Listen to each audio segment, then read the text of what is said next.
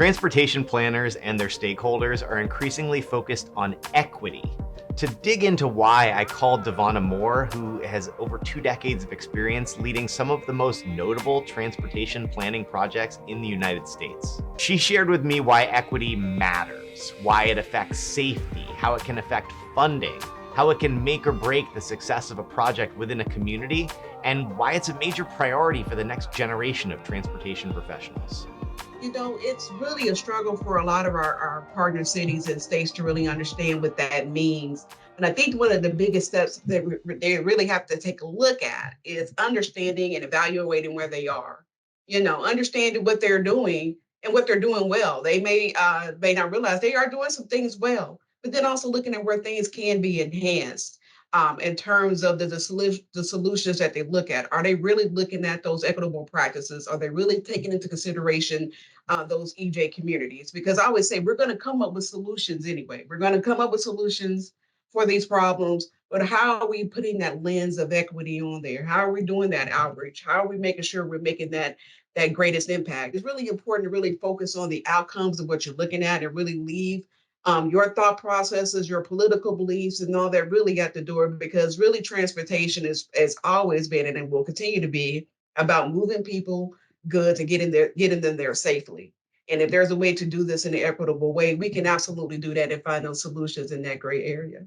You brought up the issue of safety. Every community, every transportation agency, every transit agency places emphasis on safety, right? We all agree safety is of paramount importance. Can you talk a little bit about the interface between equity and safety, and how emphasizing equity can also lead to greater safety?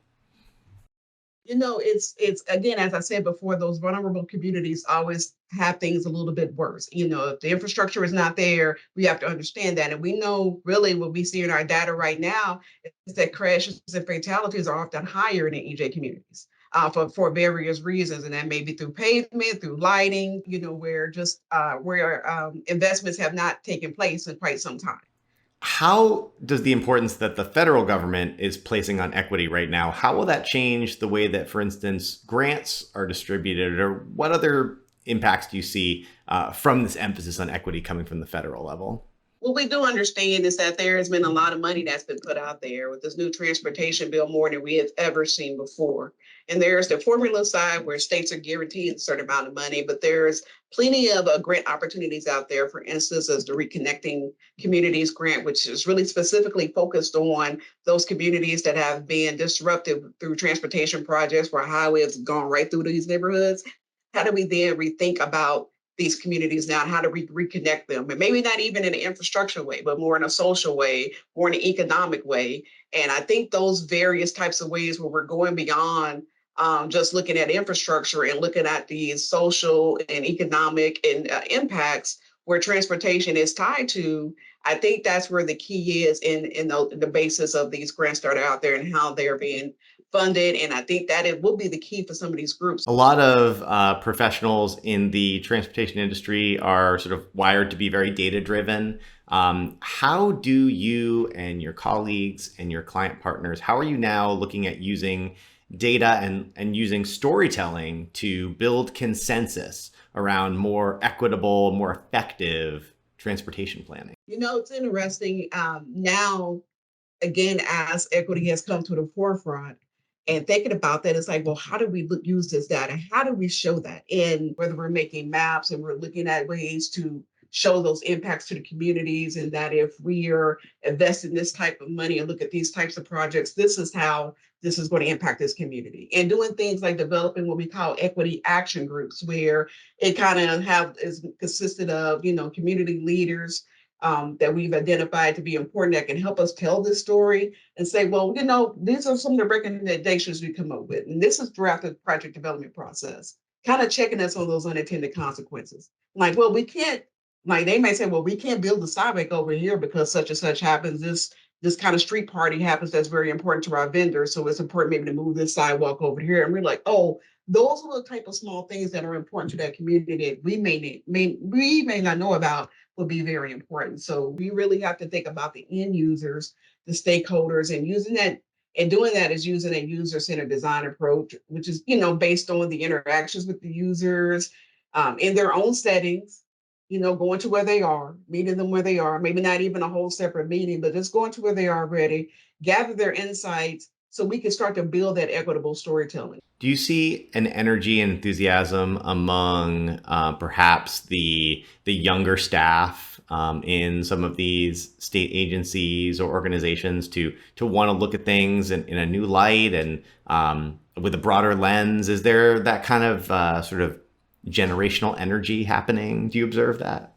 I do, and not to give my timeline away too much, but definitely when I was in planning school, these type of EJ communities and diversity, those things were talked about. But I think I was in a meeting with a couple of people that were doing GIS, and normally GIS, making maps. These guys are all about data analytics. They do that, but then now listening to them talk about, well, let's think about this from a lens of equity and how this is impacting this community. And I'm like, never in my years, I never would have thought about that, to heard that from a GIS analyst about this. And I think that's great. And they will tell you, oh, well, we're learning this now in planning school, in a school, we're talking about this. And it's a part of the curriculum and they're really excited about it. It makes me excited. And which is why I do, like to reach out to the younger communities, younger professionals to understand their point of view.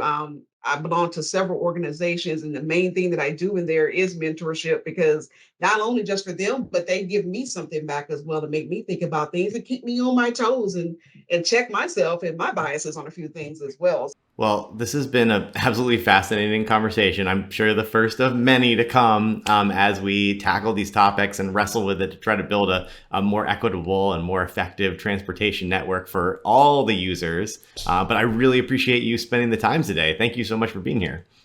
Thank you so much for having me. I really appreciate this, and I look forward to further discussions about equity. If you enjoyed this conversation, please subscribe for more conversations with the brightest minds in the environment and infrastructure.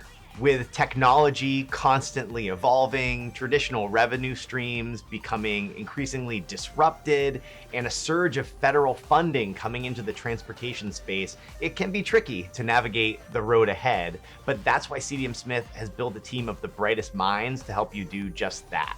For more, subscribe to our revenue policy newsletter, and we'll regularly send you news and insights with the latest information on how state departments of transportation can fund their futures. Learn more by clicking the link below.